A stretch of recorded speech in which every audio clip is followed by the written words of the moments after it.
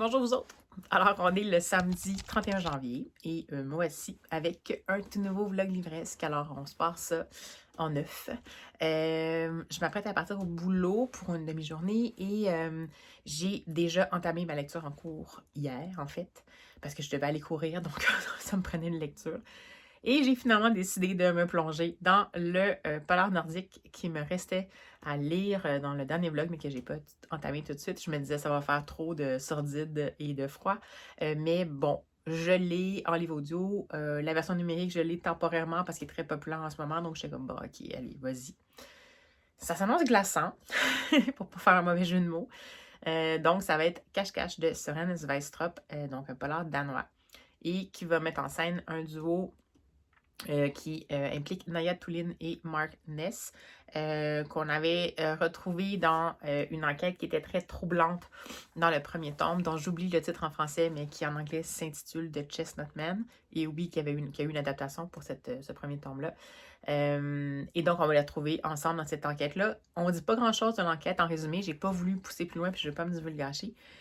De ce que je vois, c'est que ça tourne autour d'une comptine enfantine. Donc, ça, d'habitude, les dernières fois où on a vu ça, c'est dans des classiques, disons, d'Agatha Christie qui se sont pas très bien terminés. Par exemple, And Then There Were None. Parce que c'est une comptine qui se termine à 10, donc je sais pas si ça va avoir un lien. Et malheureusement, ça semble impliquer des enfants. De ce que je comprends, c'est soit disparition d'enfants. Jusqu'à maintenant, il a l'air d'avoir deux temporalités, ou en tout cas deux lieux, parce qu'il y a comme plusieurs points de vue jusqu'à maintenant. Le point de vue qui va être le point de vue temps présent de l'enquête, avec Naja Thulin et Mark Ness, et l'autre point de vue qui fait sans doute référence à un passé, j'imagine, et dans le fond, un passé pour lequel on va comprendre les implications éventuellement, j'imagine. Ça s'annonce déjà très tendu et très troublant dès les premières pages. Donc, une chance que je vous ai, dans le dernier vlog, montré une réserve de romans graphiques et d'albums que je suis allée chercher à la bibliothèque, aux différentes bibliothèques auxquelles je suis abonnée, parce que je pense que peut-être que je vais devoir faire certaines interruptions pour juste relâcher un peu l'attention si je fais cette lecture-là. Mais j'ai vraiment envie de le lire. C'est un livre qui est paru, il me semble que c'est à l'automne, au Québec, mais ça fait peut-être un petit bout de temps qu'il est ressorti en France. Mais c'est juste que pour Søren Sveistrup, ça a pris, je pense, 4 ou 5 ans avant que le prochain roman paraisse. Donc, ben, c'est ça. Je ne l'ai comme pas perdre un peu le momentum. Donc, voilà. C'est ma lecture en cours. Alors, pour ne pas trop blablater et dire n'importe quoi, je vais tout de suite nous proposer de se lancer le tout sans tarder.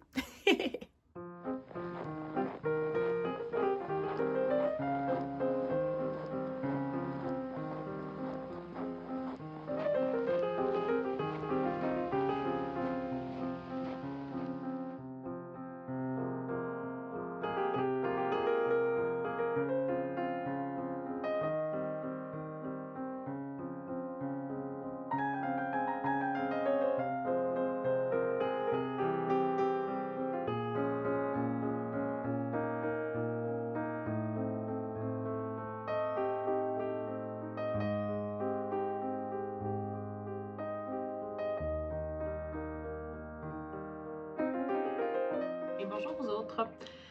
Alors, nous voici le lundi 2 février. Ça fait un petit bout que je ne les ai pas pris finalement.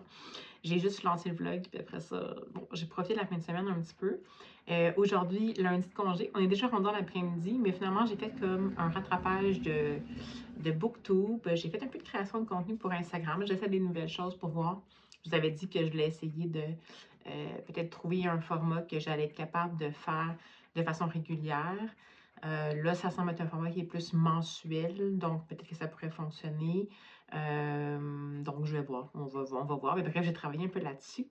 Et ben là, j'ai juste de reprendre ma lecture de... On voit pas, mais bon. de Cache-Cache de Søren Sveistrup. Je suis déjà rendue à 60%, donc je l'ai vraiment dévoré. C'est excellent. Excellent, tellement bien écrit. Oh, c'est troublant, bien entendu. Là, il n'y a pas rien de très relaxant là-dedans. C'est troublant, c'est les personnages principaux, donc Naja Thulin et Mark S, se retrouvent encore une fois avec des destinées professionnelles et personnelles qui se croisent. dans une enquête qui s'annonce tout sauf simple. Une enquête, encore une fois, qui inclut un contre-la-montre parce que, dans le fond, le premier, euh, la, la première chose qui va les faire s'intéresser à l'enquête en tant que telle, il me semble que c'est la disparition. Là, il y a tellement eu d'étapes que je ne sais plus trop. La disparition de quelqu'un, la disparition d'une femme, et il se réalise en fait que cette femme-là a reçu des messages textes qui ressemblent un peu à une comptine enfantine, comme je vous disais, et qui éventuellement, visiblement, la journée où la disparition a lieu, se rendait jusqu'à 10 et ça fait un peu référence à potentiellement du harcèlement, des gens qui pillent. Bon, c'est particulier. Ils se rendent compte que la femme a reçu des photos d'elle-même à plein d'endroits où elle n'était pas censée se faire suivre. Bon, évidemment, donc Naya Touline va être interpellée sur cette disparition-là par hasard parce qu'il y avait un ordinateur ouvert.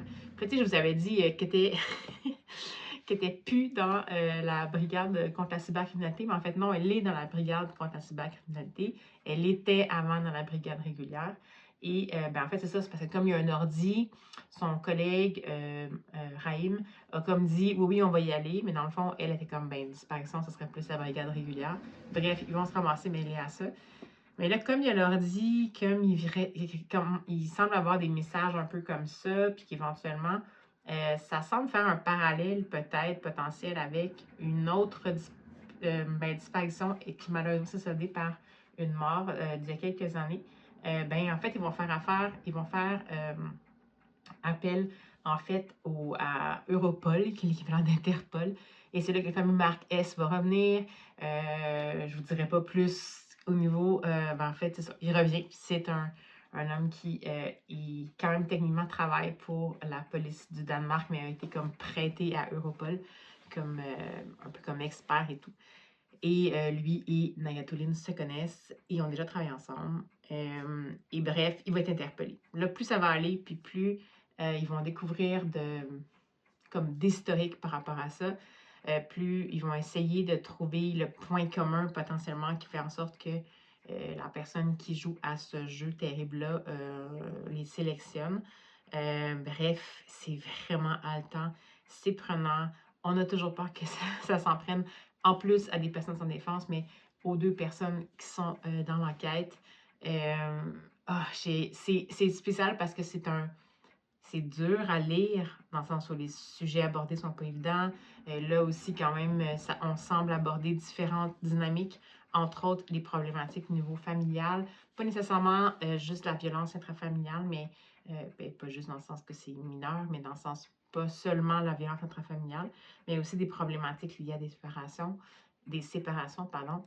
Donc, c'est sûr que c'est pas évident qu'est-ce que ça fait ressortir de l'humain, ça. Sans compter les descriptions qu'on a de qu'est-ce qui se passe quand malheureusement leur enquête ne va pas assez vite et que les crimes se poursuivent. Il y a des descriptions, mais encore une fois, on n'est pas comme dans le Anne Mette Hancock, alors que en fait, c'est une autrice danoise aussi, alors que Søren Sveistrup également.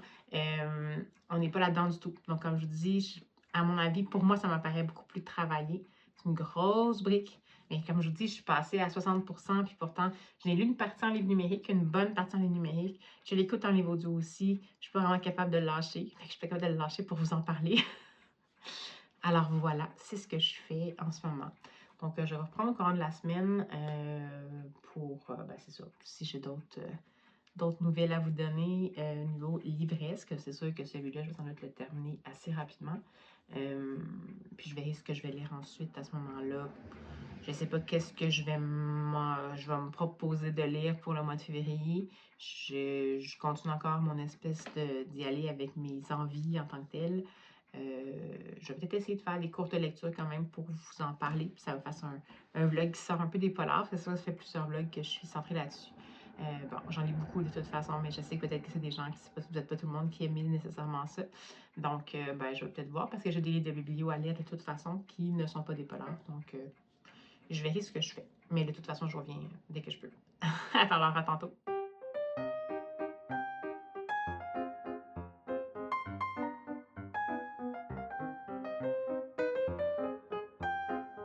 vaguement le résumé en tête, et il y en a, je m'attends au résumé, donc je peux le dire dans ces cas-là. Et on est parti, je crois qu'il y a une quinzaine de sorties, donc let's go.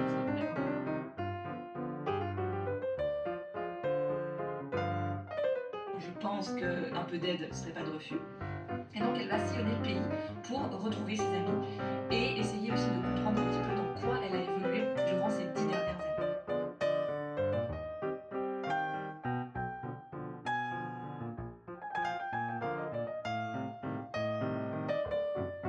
Intérêt aussi, vu que ça a été nos lectures communes du Nostalgia Book Club de l'année. Et en deuxième place, on a moi, Tituba, Sorcière. Marie a lu 52 livres en 2025.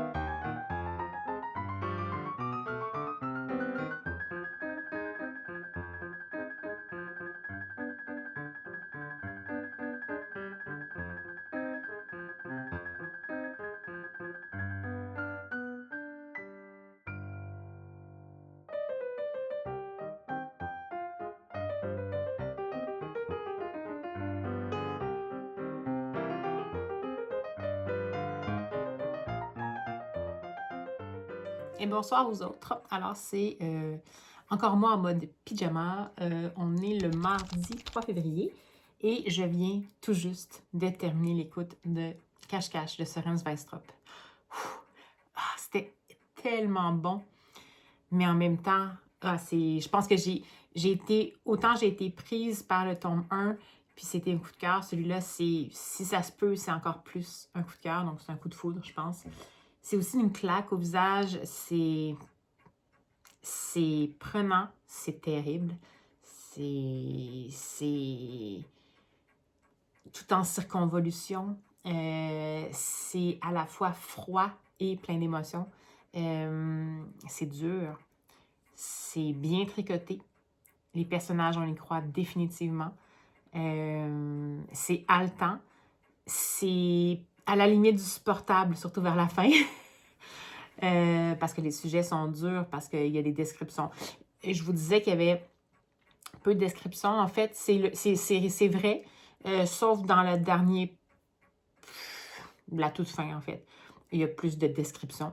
Donc, attention peut-être aux âmes sensibles, c'est très cru, mais c'est pas gratuit, encore une fois. Ça joue dans la tête, là, puis encore une fois, l'effet de la comptine, c'est terrible ce que ça fait. C'est affreux parce que c'est une comptine enfantine qui est associée à des crimes, puis ça joue dans la tête parce que c'est pas quelque chose absolument qu'on veut, qu'on voit, qu'on veut que ce qui soit associé. C'est bien fait! C'est incroyable. J'espère qu'il va y avoir un tome 3. En fait, je pense que le tome 3 est paru en danois, mais pas traduit encore. Donc, sauf que les derniers tomes, ça a été long entre les deux autres. Peut-être que c'est moi qui hallucine, puis c'est pas encore paru, mais en tout cas, j'aimerais ça que les traductions se fassent. Ah, c'est vraiment bon. En même temps, je ne pourrais pas les enchaîner. Si vous ne connaissez pas Soren Sveistrup, c'est vraiment bien écrit. Super bien dosé. Bonne brique, mais rythme tout à fait bien maîtrisé. Bon, évidemment, c'est sûr, quand je suis ici, mon chat veut toujours avoir de l'attention. Donc, bon. Et donc, les variations de rythme toujours bien maîtrisées. Ce petit ton un peu, le polar scandinave, qui nous donne des descriptions de toutes sortes de choses. Comme je vous disais, là, c'est à la limite de il insère la capsule dans la machine à café, mais en même temps, c'est des détails, mais comme je vous dis, on n'est pas dans les descriptions. C'est plus des détails comme ça qui nous permettent d'avoir vraiment la sensation d'être à côté des personnages puis de vivre leur journée, leur vie en temps réel avec eux. Et ça rend les choses encore plus troublantes parce que bien entendu qu'à ce moment-là, la limite entre la fiction et la réalité est un peu difficile. Je sais que c'est de la fiction, mais on ne peut pas s'empêcher d'être en mode empathique puis de recevoir tout ça. Ah, c'est bien fait. Puis le duo des enquêteurs, Marc S. et Naya Toulin, eh bien, ça évolue. En même temps, crime qu'ils l'ont pas facile, c'est pas évident. Mais il y a comme suffisamment de choses réalistes. Allô?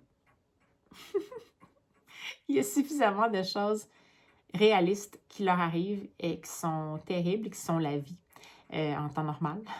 Mais aussi des choses qui sont liées au métier qu'ils exercent. Il y a suffisamment de décisions qu'ils vont prendre qui sont a priori pas nécessairement les bonnes, mais en même temps, certaines choses qui sont satisfaisantes pour le lecteur sans tomber dans le édulcoré, mais en même temps satisfaisantes. C'est un duo assez improbable, mais en même temps qui fonctionne. Et clairement, c'est une série que vous devez lire dans l'ordre parce qu'il y a une grosse évolution des personnages. Donc, si vous n'avez pas lu le tome 1, vous n'allez pas trop comprendre la dynamique entre les deux personnages qui sont là. Vous n'allez pas trop comprendre la dynamique de leur entourage immédiat. Donc, c'est vraiment important de lire le tome 1. C'est vraiment bon. Et la traduction du danois vers le français dans ce cas-ci est bonne. Vraiment, j'ai pas perçu de maladresse dans ce cas-ci. Donc, quand je vous disais que Anne mettait un cas qui avait une maladresse de traduction vers le français, j'ai pas regardé c'était qui la personne qui faisait la traduction. Je vais peut-être vous le mettre ici, je vais aller voir parce que c'est important de mentionner les traducteurs ou les traductrices. Est-ce que c'est la même personne? Peut-être que non. Ça peut être en lien avec la traduction, mais c'est aussi en lien avec la qualité initiale de la plume en langue originale. Donc, je peux vous confirmer que Soren Sveistrup a une plume de qualité. Ah, que c'est bon. J'ai aucune idée vers quoi je vais me diriger après ça. C'est dur de passer à autre chose. En même temps, j'avais quand même un livre que j'avais emprunté à la bibliothèque qui s'appelait The Excitements, qui était un livre qui avait l'air un peu de enquête historique espionnage avec un peu d'humour en fond, d'après ce que je peux voir. Ça pourrait être intéressant.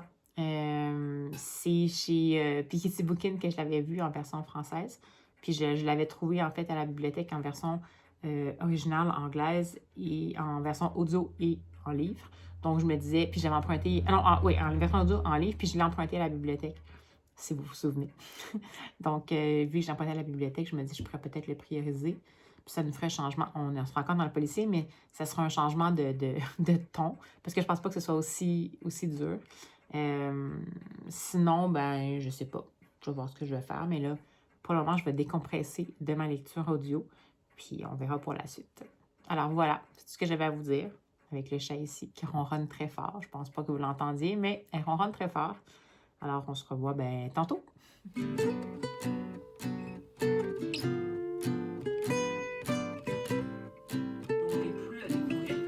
pense que c'est pour ça que volontairement je faisais des relectures et que je n'avançais pas les sagas, notamment celle de Super Céleste et celle de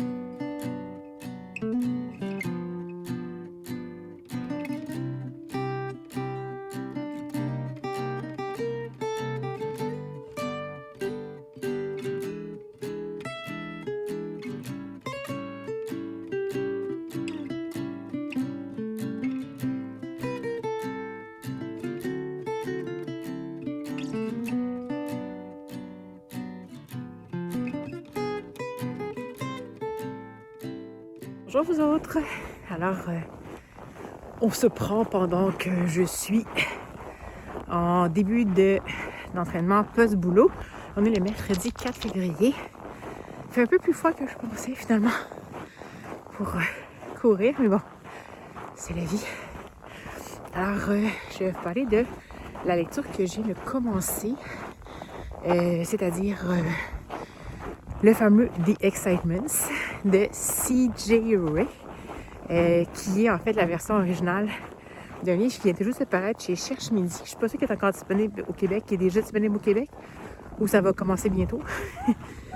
Mais c'est la dernière enquête de Penny et Joséphine. Alors, on va retrouver Penny et Joséphine, qui sont deux femmes il me semble que c'est 95 et 97 ans, donc deux sœurs. On va les retrouver alors qu'on est en 2022, je pense, en Angleterre.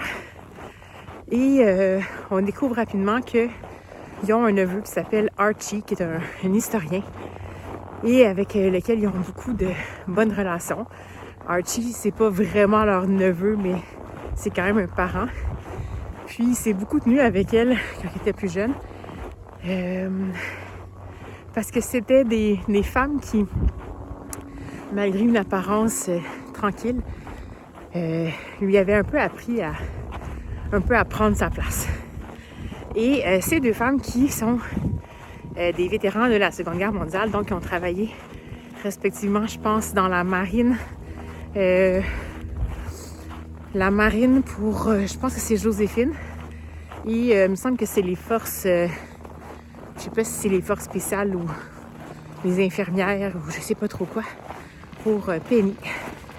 Et on les voit alors que ils vont à une de leurs énièmes rencontres pour célébrer le fait qu'elles sont dans les dernières survivantes de la Seconde Guerre mondiale, en fait à avoir combattu dans l'armée pour la Seconde Guerre mondiale. Et bon, il va y avoir plein de trucs qui vont se passer. On va découvrir rapidement que ces deux femmes-là, même s'ils ont un âge plutôt avancé, ils ont une verve assez intacte, un cœur jeune, malgré le fait que Penny semble avoir des problèmes de démence un peu sénile et une propension à la kleptomanie. Donc, tout ça va commencer comme ça, alors que Archie, après les avoir amenés à une énième célébration officielle, va leur dire que la France, finalement, vient d'apprendre que la France va leur donner la Légion d'honneur, qui est donc la plus haute, évidemment, récompense pour ce pays-là, pour leur service, en fait, durant la guerre. Et elles vont se diriger vers Paris. Joyeusement pour une et en reculant pour l'autre.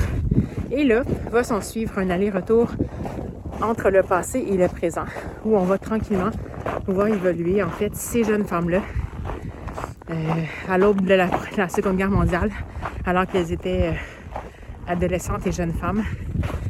Et qu'est-ce qui s'est passé, leurs amitiés, les non-dits, des secrets, tout ça sur fond de potentiellement on va à Paris, sur fond de il semble avoir des données manquantes dans l'histoire minimalement de la famille de leur neveu Archie, mais peut-être dans la leur. Bref, on s'enligne pour une enquête un peu hors norme et en même temps un plongeon dans le passé. Les personnages sont super attachants.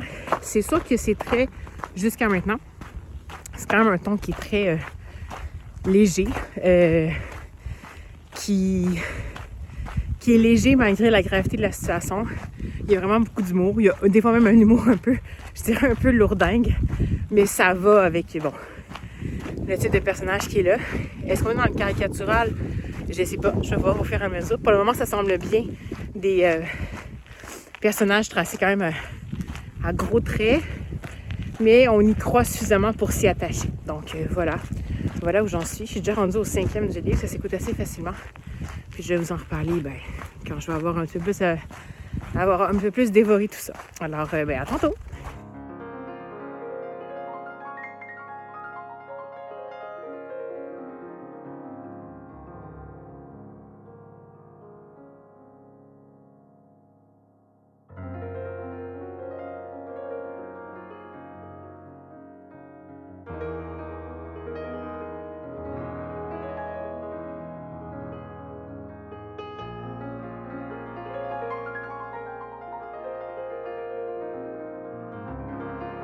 bonjour aux autres. Alors, on est le vendredi 6 février et je m'apprête en fait à partir pour le boulot, puis je vous prends rapidement. En fait, je suis pas top forme, fait que je vais vous prendre rapidement. Puis j'étais pas sûre que j'allais partir pour le boulot, donc c'est pour ça que j'ai un petit peu attendu. J'ai même sauté la course aujourd'hui, c'est pas vous dire. Ça va, là, c'est juste, voilà, c'est encore mes, mes microbes qui me courtisent. Alors, donc, écoutez, hier, finalement, j'ai eu l'opportunité de lire le tome 8 de la série Les Sœurs Grimillet. C'est de Di Gregorio et Barbouchi, c'est chez Dupuis. Les Sœurs Grimillet, j'ai une histoire un peu de, de- d'appréciation mitigée par rapport à cette série-là. A priori, j'adore le visuel, j'adore la prémisse. Donc, trois sœurs, Sarah, Cassiopée et Lucille, la plus jeune, qui ont toutes chacune un caractère bien distinct. Dans ce sens-là, ça rapproche un petit peu de ma série que j'aime beaucoup, qui est le Grimoire d'Elphie. On est quand même dans ce principe-là des fameuses trois sœurs qui ont des caractéristiques bien particulières. Dans ce cas-ci, ils sont plus rapprochés en âge et n'ont pas nécessairement le même bagage. Elles habitent avec leur mère, en fait, et leur père est un scientifique qui ne va pas très souvent.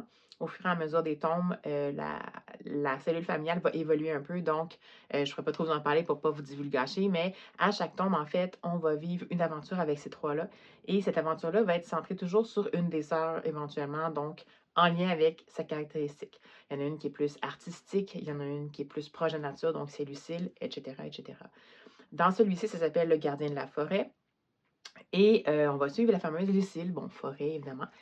Et les trois filles vont aller, dans le fond, avec leur mère dans une vieille gare où elle a passé beaucoup d'été, et avec son ami Victor, quand elle était plus jeune. Et c'est une ancienne gare, dans le fond, qui était occupée par Victor et son papa.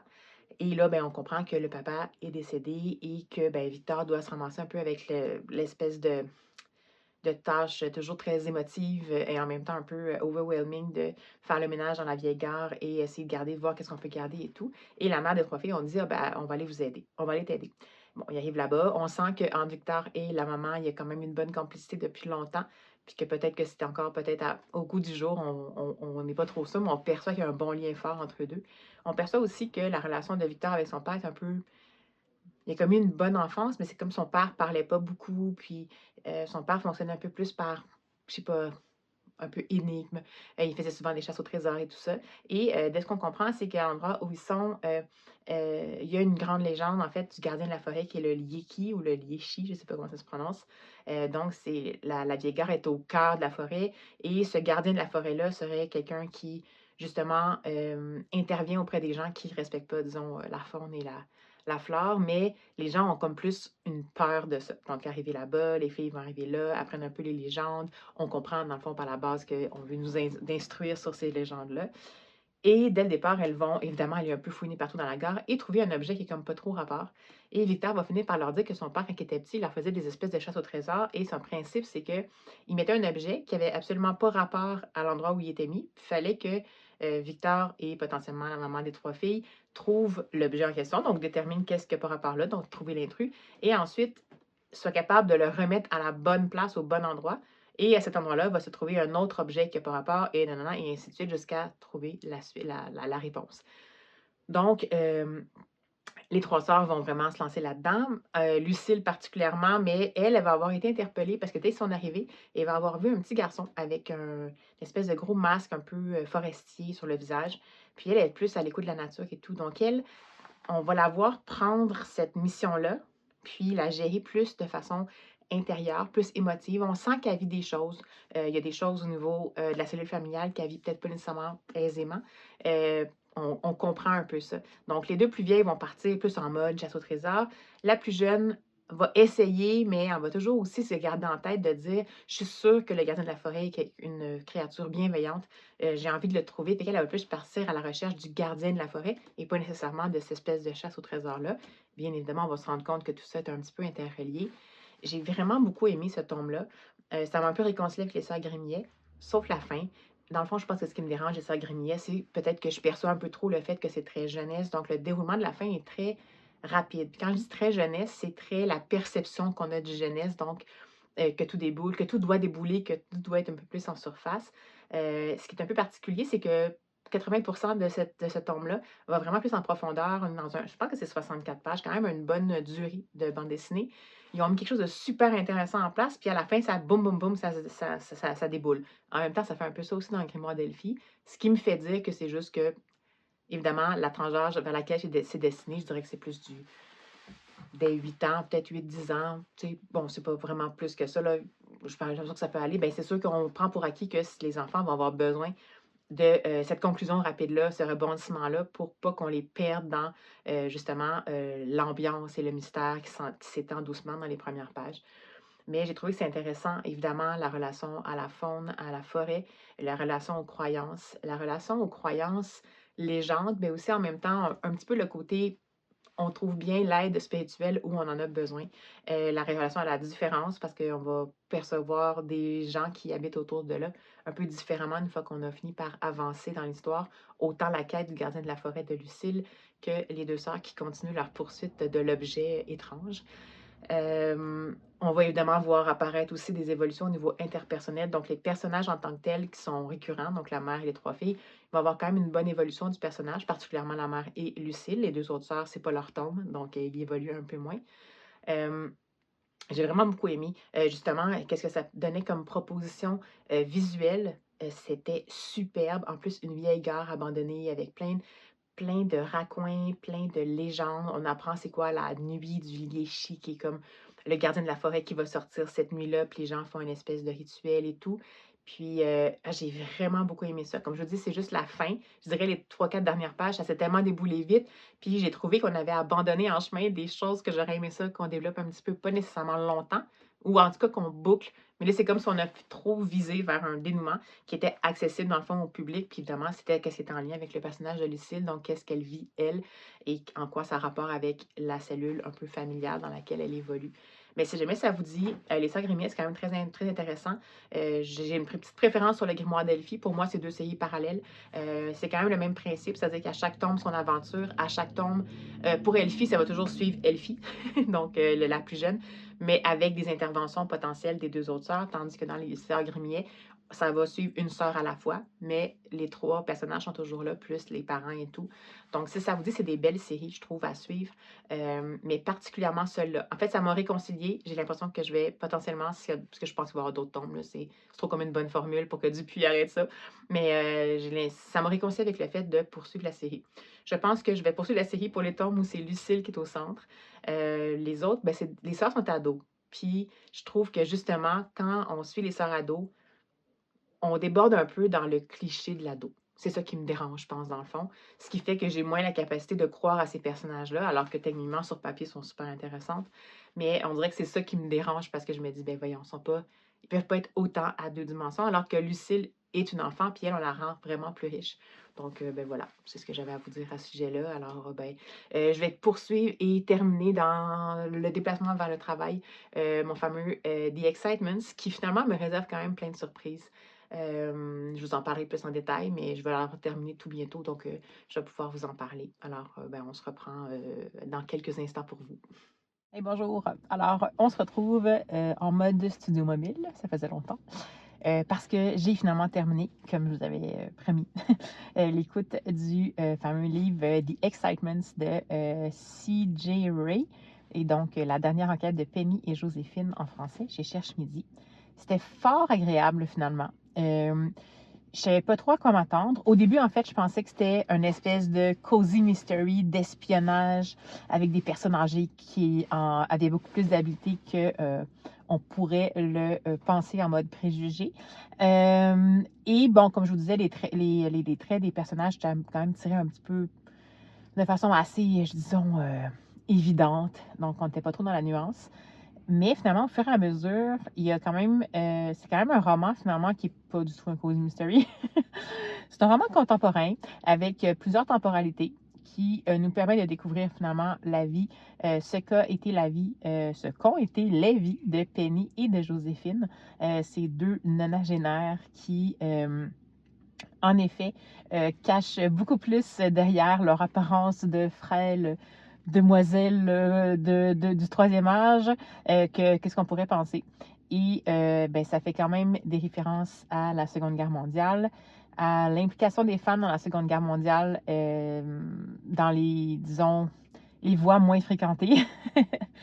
Et, mais aussi à des thématiques comme, bon, on aborde assez directement et assez, je trouve, habilement, sans trop en faire tout un flafla, la dimension de l'orientation sexuelle, autant de nos jours que potentiellement dans un passé plus lointain. On aborde aussi certaines... la discrimination qui était faite pour les femmes à l'époque, donc au début du 20e siècle, par rapport à ce qu'elles pouvaient faire comme profession, évidemment qu'on attendait d'elles qu'elles soient mariées, et voilà. Mais aussi tout ce qu'on pouvait leur imposer, dans le sens où dès que quelque chose n'était pas conforme et se passait pas dans le cadre, ben, c'était toujours elles les responsables, peu importe si c'était vraiment le cas. Et ben, en ce qui concerne, entre autres, tout ce qui est relations hors mariage et conséquences potentielles, c'était horrible, en fait, à l'époque, comment ça se passait. Donc, je n'en dirai pas plus pour pas trop donner de contexte. Donc, on en a pris... Je trouvais quand même que ça a abordé plusieurs sujets qui font partie de la vie de plusieurs potentiels nonagénaires. Pas nécessairement juste des vétérans de la guerre qui sont connus pour leurs exploits. On se rend compte aussi que leurs exploits sont peut-être pas exactement ceux qu'on pourrait penser par rapport à la guerre, comme quoi quand on n'est pas nécessairement dans un chemin qui est fréquenté beaucoup, ben, des fois, on est obligé de prendre une autre avenue pour essayer de faire une différence. Et aussi, ce que j'ai bien aimé, c'est que ces deux personnes au caractère bien trempé, particulièrement Penny, qui a fait vraiment juste à sa tête, avec un très bon fond, un très bon cœur, des bonnes valeurs, mais clairement ne s'en fâche pas dans les fleurs des règles sociales. Mais ça montre aussi la vulnérabilité quand même de l'humain, femme ou homme, dans des moments vraiment intenses. Par exemple, des moments où, je donne un exemple, dans un entraînement, mettons, militaire, on doit sauter en parachute, ben, c'est pas parce qu'on est super bon qu'on est prête à tout, qu'on peut savoir à quel point cette situation-là va nous affecter ou pas à l'avance. Donc, il y a vraiment, je trouve, ça montre la vulnérabilité de ces deux femmes-là, mais pas dans une approche qui dit vulnérable égale inutile, ne peut pas rien faire, mais plus comme dans, ben oui, dans la vie, des fois, il y a des choses comme ça qui se passent, puis c'est pas toujours récupéré à la film américain, puis des fois, ça fait en sorte que ça peut même clore des chapitres qu'on pensait qu'ils allaient être des chapitres assez fournis et dodus, mais ça demeure quand même entre nos mains de décider ce qu'on fait avec ça, avec, comme dirait Gandalf dans l'adaptation du film du Seigneur des Anneaux, avec le temps qui nous est imparti. Donc, j'ai beaucoup aimé ça, finalement. On dirait que plus j'écoutais, plus je me disais, ouais, OK, je vois un peu. Parce qu'on voit quand même où les choses vont. Là. C'est pas... J'ai quand même compris pas mal de grandes lignes de ce qui était sous-tendu puis tricoté entre les diverses temporalités, les différents personnages, les divers secrets. Disons que j'ai compris peut-être 60% des secrets en tant que tels en cours de lecture, puis pas très tard dans le roman, mais j'étais comme prête à poursuivre parce que j'aimais bien les personnages, finalement, sont fort sympathiques, ils ont vraiment du bagou. Surtout Penny est vraiment adorable, j'ai éclaté de rire des fois. En même temps, c'est pas juste de l'humour, il y a quand même de l'humain, il y a quand même des choses qu'on aimerait ça qui ne se soit pas passé comme ça. Il y a quand même des choses qu'on aurait espéré que peut-être un Deus Ex Machina vienne régler, mais qui ne se règle pas nécessairement. Il y a des choses qui sont bouclées, d'autres pas nécessairement. Il y a quand même une espèce de dernière mission qui va se passer, dans le fond, par rapport à ça. Genre, qu'est-ce qui va... parce que c'est annoncé comme étant une mission qui va se passer, la dernière enquête de Penny et Joséphine. Donc, il y a quand même une dernière mission style vétéran de la Seconde Guerre mondiale, mais c'est pas nécessairement celle qu'on peut penser. Donc, à chaque fois qu'on pense qu'on a compris que l'espèce de petit rythme un peu mollo, sympathique, on s'est adapté, puis on est comme « Ah, c'est le fun, ce sera peut-être pas mémorable, mais je trouve ça agréable. » Mais il y a toujours des couches, dans le fond, de compréhension qui nous sont proposées. Des péripéties qui vont finalement se précipiter soudainement. À chaque fois qu'on pense que c'est fini, finalement, c'est pas exactement fini. C'est vraiment comme un livre aux 1000 fins, même jusqu'à l'épilogue complètement. Donc, c'est pas que c'est... Donc, on comprend certaines choses. Je pense que c'est voulu. En même temps, ça joue un peu sur les préjugés qu'on peut avoir, évidemment, par rapport aux gens, par rapport aux héros de guerre aussi. Ça joue aussi sur s'amuser avec les codes un peu du roman d'espionnage, un petit peu, ou du côté, je pensais connaître ma grand-mère, mais finalement, est-ce que je la connais vraiment? Là, c'est les tantes, mais c'est pas grave. Mais vraiment, ce qui m'a marqué, c'est les personnages. Je trouve que c'est particulièrement les 3 personnages principaux, donc Penny, Joséphine et Archie. Je trouve qu'on y croit. Ils sont pas 100% parfaits. Ils ont des failles, ils ont des choses qui ne se sont pas passées nécessairement comme prévu. Ils réagissent pas non plus toujours comme super zen par rapport à des situations qui sont contrariantes ou même décevantes ou même déchirantes. Mais en même temps, ils réagissent pas non plus tout le temps mal. Je pensais vraiment que ça serait comme une espèce de petite enveloppe style film hollywoodien sympathique, là, genre, je sais pas, moi, je sais pas, comédie, mais pas romantique, là, juste comédie. Comédie historique, mettons. Mais finalement, il y a quand même un petit peu plus que ce qui pourrait, que ce à quoi on pourrait s'attendre. Puis ça m'a bien plu, finalement. Donc, est-ce que je vais lire d'autres C.J. Ray? Je sais pas. C'est peut-être juste un one-shot aussi. Je sais que cette autrice-là, je pense que c'est c'est un nom de plume. Mais j'ai bien aimé ça. Donc, je sais pas à quoi ressemble la traduction française. J'admets que j'aurais un peu peur, potentiellement, parce que c'est quand même 2 personnes qui sont des Britanniques qui ont servi dans l'armée britannique, mais en France, entre autres. Fait que là, est-ce que les passages en France, qu'il y avait des mots en français, comment ça va être traduit? Est-ce que on va aller plus dans le côté un peu plus franchouillard, alors que techniquement, c'est vraiment des Britanniques? Je sais pas trop. Si jamais éventuellement, vous lisez la version française de ça, je vous invite à m'indiquer en commentaire si c'est quelque chose qui vous a marqué finalement. Mais bon, voilà. Donc, lecture terminée, fort agréable. Et je ne sais pas trop si je vais faire une dernière lecture pour ce vlog-ci ou pas. Ça se peut que je le termine maintenant. Parce qu'on est quand même déjà vendredi. Demain, je travaille puis je suis pas top forme. Donc, je sais quand même déjà quelle lecture il faut que je lise en fin de semaine parce que j'ai un livre de bibliothèque. J'en ai 2 en fait, qui sont un pour dimanche, donc puis un pour au courant de la semaine prochaine à 2 bibliothèques différentes. Donc, au moins ces 2-là que je devrais lire. Il y en a un qui c'est un manga, puis il y en a un qui c'est un roman jeunesse. Est-ce que je vais en lire un des 2 avant la fin de ce vlog-ci? Je ne sais pas. Sinon, je reviendrai vous faire un petit coucou quand même. Parce que, je vais peut-être venir au moins vous faire un petit coucou pour vous montrer quelque chose que je me suis acheté hier, qui est absolument une folie parce que c'est incroyable le prix que ça nous coûte ici au Québec, ça. Mais, je vous ai mis un petit peu de suspense, hein.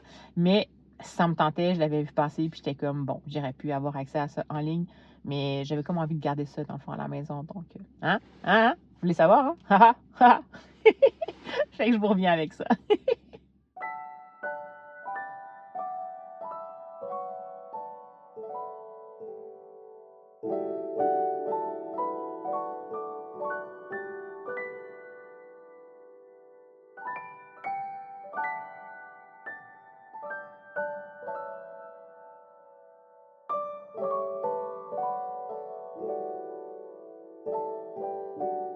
Bonjour. Alors, on est le samedi 7 février et me voici du retour du boulot, donc début de ma fin de semaine. Et comme promis, je vais vous révéler c'est quoi ma folie que j'ai faite. Écoutez, c'est une folie dans l'absolu, j'avais pas besoin de ça, mais j'avais vraiment envie d'avoir ça à la maison. J'étais curieuse de voir ce que ça allait donner. Je me suis acheté en fait un hors-série référence de Lire Magazine. Donc, juste pour vous donner un petit peu une idée qu'en Europe, c'est déjà 20 €. Donc ici, je vous laisse convertir. Mais quand même, je ne fais pas passer outre. C'est, désolée pour les reflets de la ring light. Donc, c'est la bibliothèque idéale en 500 livres.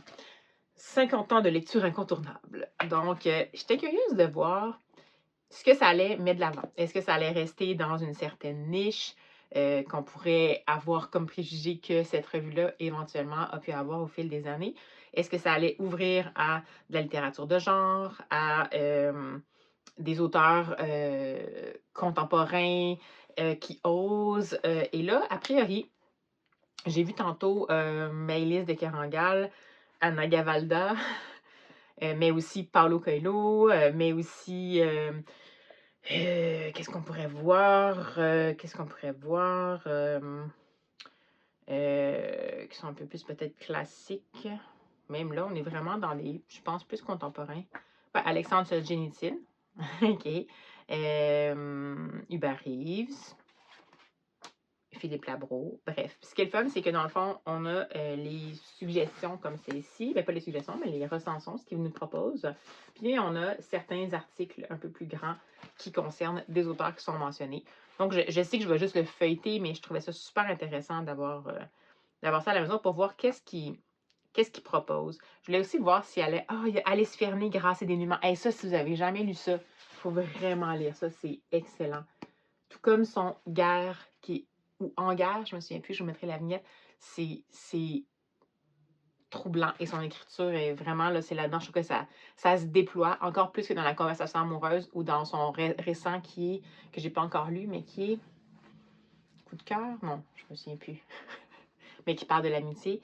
Dans ceux-là, moi, je trouve, ça va toucher, dans celui-ci, Grâce à dénûment, je pense que ça va toucher des communautés nomades contemporaines. Mais dans la guerre, évidemment, c'est avec quelqu'un qui va à la guerre, mais c'est quelqu'un qui... On parle pas tant de la guerre que juste son cheminement intérieur. C'est pas quelqu'un qui voulait y aller, mais qui est obligé d'y aller.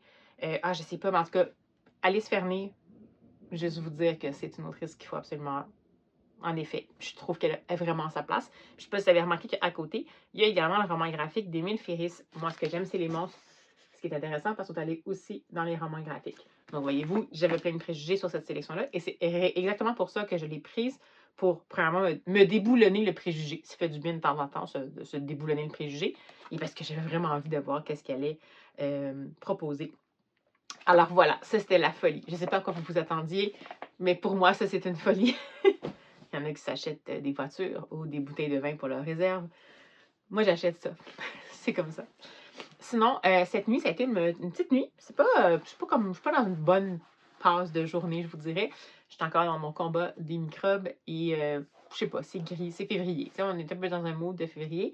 Et cette nuit, j'ai un petit moment où je dormais pas. Mais c'était pas de la panique, mais je dormais pas. Donc, je me suis dit, je vais regarder si j'ai pas justement une lecture que je pourrais entamer. Et finalement, j'ai lu, j'ai saisi au vol et j'ai lu, parce que c'est très court, un des récents opuscules des éditions Soulières, dans une collection dont j'oublie le nom, mais qui est une collection de courts récits de poésie en vers libre. Je pense que c'est comme du 6-8 peut-être. Donc là, c'est un mini-roman qui fait 32 pages, en format super aéré, vers libre, donc avec quand même une structure un peu de vers, mais c'est quand même une histoire continue, entre guillemets, des dessins et tout. Et je parle ici de l'opuscule qui s'intitule Monsieur l'écrivain. C'est écrit par Gilles Thibault et illustré aussi par Gilles Thibault, donc aux éditions Soulières. En fait, chez Soulières Éditeur. J'ai bien aimé ça. À chaque fois que je vois un nouveau Gilles Thibault, je vais toujours rester avec ce frein-là. J'ai connu Gilles Thibault comme illustrateur, puis depuis qu'il est devenu auteur, j'ai toujours eu beaucoup de difficultés à me laisser emporter par ses mots. Je dis pas que c'est pas correct, mais pour moi, sa force était vraiment dans l'illustration. Puis depuis qu'il a écrit vraiment beaucoup. Entre autres, il a écrit la série des Noémies. Il écrit beaucoup pour la jeunesse, mais à chaque fois, j'ai l'impression que pour moi, il manque quelque chose pour vibrer, disons. Donc, c'est correct, là. Mais bon. Là, celui-là, j'ai trouvé ça intéressant. Monsieur l'écrivain, en fait, on va suivre Monsieur l'écrivain, qui, j'imagine, potentiellement peut être un alter ego un peu de l'auteur, qui nous dit qu'est-ce qu'il fait, en fait, quand il écrit pas, quand il écrit plus. Ça nous dit qu'à un moment donné, des fois, il rentre à la maison, puis là, il plie des papiers, puis là, il se met à écrire tel type de mots, de phrases sur tel type de papier qu'il va plier en avion et puis qu'il va faire circuler, plein de choses comme ça. Puis, éventuellement, il va dire, il y a aussi un moment où il n'y a plus de mots. Puis là, il décide d'aller se promener. Puis là, il va aller à un endroit pour acquérir plein de mots, toutes sortes de mots, des mots doux, des mots lourds. Et son bonheur à Monsieur l'écrivain, c'est lorsqu'il revient à la maison, c'est de les offrir à la personne, les semer un peu à tout vent, dans le fond, auprès des gens qu'il va croiser, en choisissant un peu les mots qu'il a envie de leur proposer. Donc, c'est intéressant parce que c'est un portrait de l'écrivain qui est moins statique. C'est un portrait de l'écrivain qui met les mots au service des autres, puis qui prend les mots pour ce que c'est, donc que le mot en soi est comme une espèce de cadeau, une espèce de surprise. Donc, je trouve ça intéressant. Je suis bien curieuse quand même pour voir si les 6-8 heures vont... Qu'est-ce qu'ils percevraient de Monsieur l'écrivain. C'est très poétique quand même. Bon, je sais que c'est un roman en vers libre, mais je veux dire, comme imaginaire d'un écrivain, ça demeure quand même une proposition qui est très poétique. Mais pourquoi pas? Donc, j'ai bien aimé ça finalement. C'est pas un coup de cœur. J'hésitais, disons, entre 3,5 puis 4. Mais tu sais, c'est sûr que je suis pas le public cible, mais j'ai quand même vu de la poésie pour la jeunesse un petit peu plus. Je sais pas. C'est comme si. Des fois, ces poésies-là, cette collection-là en particulier, des fois, j'ai de la difficulté à me dire que ça va vraiment s'adresser au public et que ça semble viser. Euh, Pas parce que le vocabulaire est trop élevé, ben dans ce cas-ci, il est quand même assez soutenu. Euh, mais juste, je me demande toujours si les enfants à cet âge-là euh, acceptent de se faire entraîner dans ce genre de mini-opuscule-là. Peut-être en mode enseigner avec la littérature jeunesse, ça, je pense que c'est super intéressant. Mais mettons, juste comme ça, on va à la bibliothèque, on tombe là-dessus. Est-ce que vraiment un jeune de entre 6 et 8 ans va choisir ce type de roman poétique-là de lui-même? J'ai l'impression que c'est plus quelque chose qu'on peut souffler en mode je vais te tenir par la main un peu, ou en mode on lit ça ensemble, ou en mode on lit ça tout haut, ou en mode enseigner avec la littérature jeunesse. Donc, si c'est votre cas, puis c'est quelque chose qui vous intéresse, je vous suggère vraiment, c'est super bien. C'est tout petit, c'est aussi à petit prix si jamais vous voulez l'acheter, mais c'est sûr qu'il va se retrouver en bibliothèque. Puis moi, je l'ai lu en livre numérique, donc il est déjà potentiellement disponible dans les bibliothèques numériques ou des bibliothèques auxquelles vous êtes abonné. Donc voilà, une nouveauté québécoise pour la jeunesse, fort sympathique, qui m'a quand même un peu réconciliée avec J. Thibault, l'auteur, parce que, comme je vous dis, c'est juste que c'est pas rien contre lui, c'est juste que je me réessaie à chaque fois en me disant peut-être que ça évolue, peut-être que moi j'évolue, peut-être que. Mais on dirait que je suis vraiment. Il y a quelque chose qui fait que ça fait pas totalement le déclic. Mais dans celui-là, je vous dis, c'est peut-être le sujet, c'est peut-être ce qu'il propose comme image même de l'écrivain et tout, mais ça m'a bien plu comme adulte, ça m'a bien plu à mon cœur de petite fille, puis je me suis dit que ça pourrait potentiellement bien plaire à disons, à la jeunesse premier cycle du primaire, mais en mode, comme je vous dis, un petit peu accompagné ou un petit peu moussé, disons, pour que peut-être que les gens, justement, puissent s'amuser à raconter des histoires avec des vers libres. Voilà. Donc, ça va également être finalement ma dernière lecture de ce blog-ci. J'espère que ça vous a plu cette petite semaine en ma compagnie, qui était un peu dans tous les sens finalement comme lecture. N'hésitez pas à me mentionner en commentaire s'il y a des choses que vous avez lues là-dedans, s'il y a des choses que vous voulez lire, s'il y a des choses qui vous intriguent. Ça va me faire toujours plaisir de vous répondre. Donc voilà. Alors, ben, j'espère que vous avez des bonnes lectures en ce moment ou que vous avez envie de lire ou que si vous n'avez pas envie de lire, ça va bien quand même puis que vous trouvez d'autres choses qui vous font plaisir. Puis ben nous, tout ce qui nous reste à se dire, c'est à la prochaine.